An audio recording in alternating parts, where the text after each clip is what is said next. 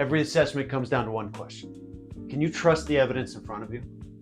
You're handed scan results, screenshots, a signed report. You can read it, you can file it, but can you check it independently yourself without taking the vendor's word? For most compliance evidence today, the honest answer is no. ProofLayer is built so the answer is always yes.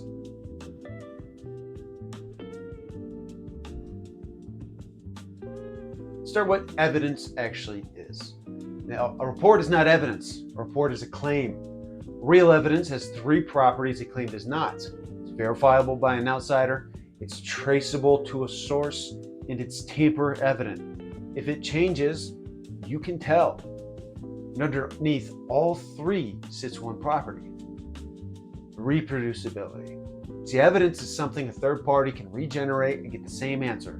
Same policy, same system state, same result. Every time, ran by anyone and everyone.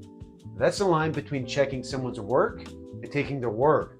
And it's the line most compliance tooling quietly crosses.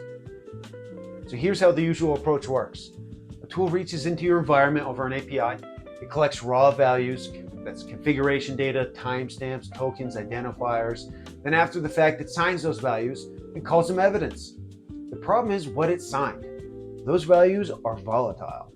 See, a timestamp moves every second. Tokens rotate, identifiers change between accounts and regions.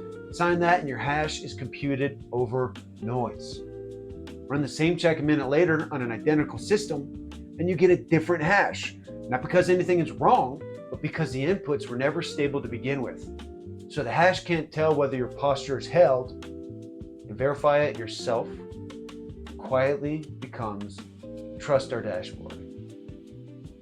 Now you're back to testimony.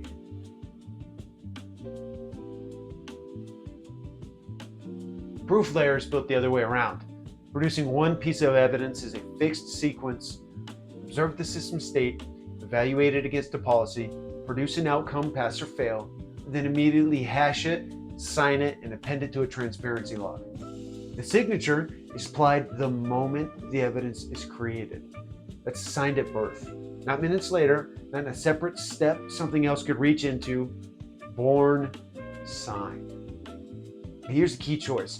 ProofLayer does not sign the volatile values. It signs three stable layers. The intent, with the check set up to verify. The contract, that's the exact fixed method used to verify it. And the outcome, the verdict that method produced. Intent, contract, outcome.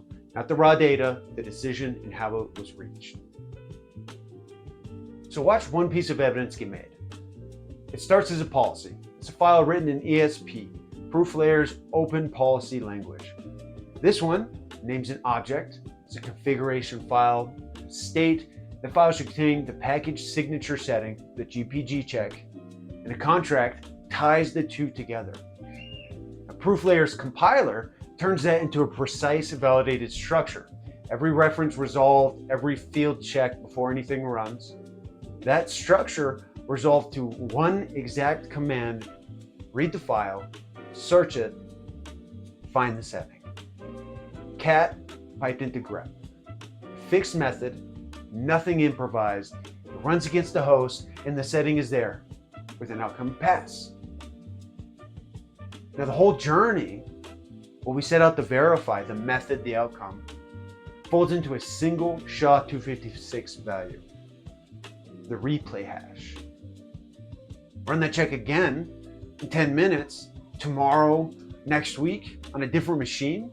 As long as that file doesn't change, you get the byte-identical hash every time.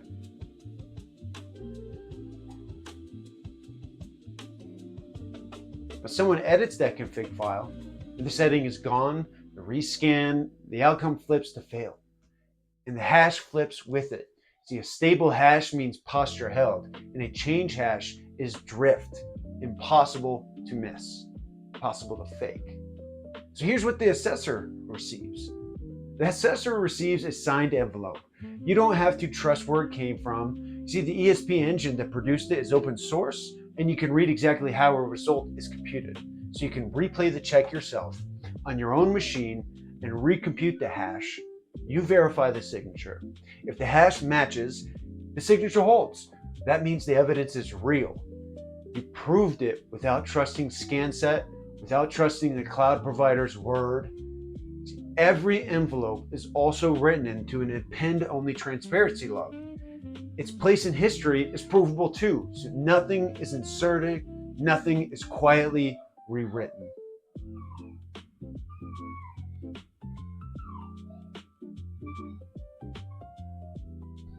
Under FedRAMP 20X, you no longer just review an artifact package, you assess the validation process itself, its logic, and whether its results reproduce a deterministic, replayable process, and it's something that you can actually assess.